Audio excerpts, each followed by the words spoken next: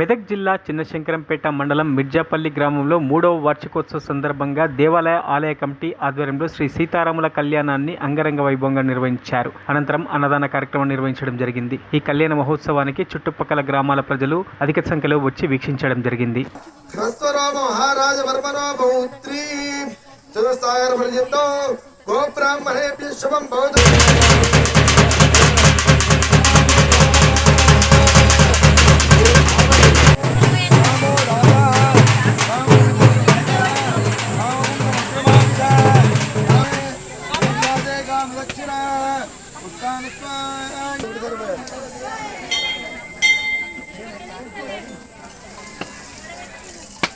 మరిన్ని అప్డేట్స్ కోసం మా ఛానల్ని సబ్స్క్రైబ్ చేయండి.